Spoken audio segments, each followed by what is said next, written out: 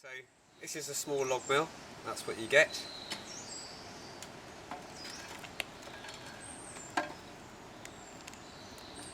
Just slides down onto the bar, and you can come around here, Toby.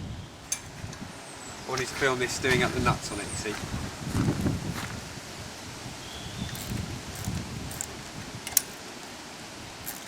Just tighten up these nuts. They actually bite into the bar, and that's what actually grips it, keeps it solid. So I usually just keep going from one to the other.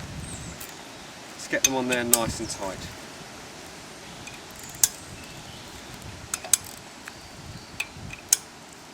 Okay, we've set the mill up for 5.5 inches.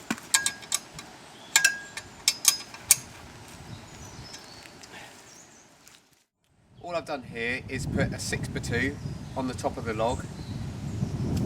Underneath, it doesn't matter if there's a gap too much or anything like that, as long as you start off from this near side here.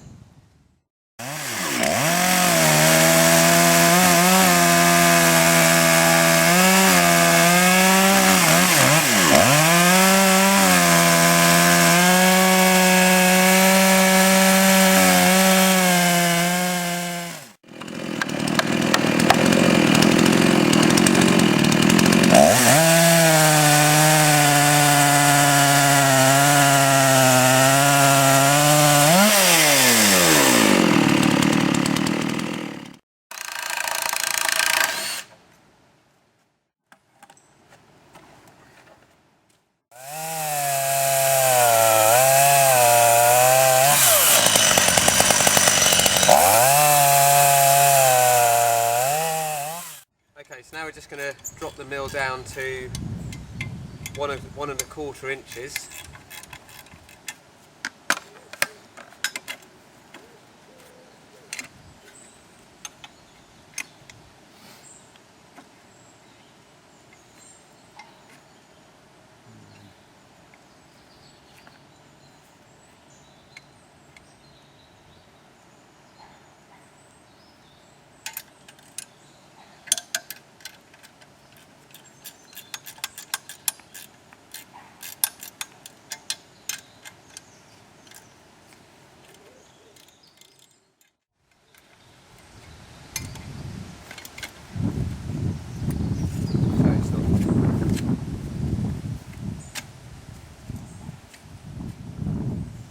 So the maximum bar length is 20 inches. That's the maximum bar length you can use with the small log mill.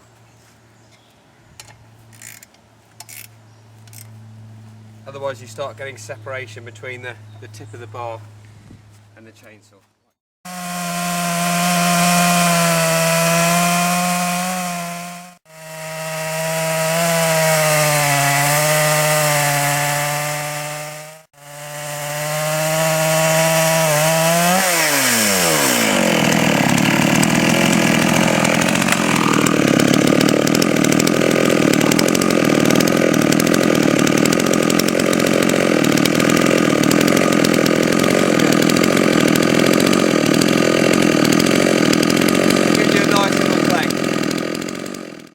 Now see if you follow my finger tape. Okay. So you can do it with normal cross-cut chisel chain, but you do get a more uneven cut. But it will still rip timber fine. Ripping chain will be smoother and a little bit faster than that.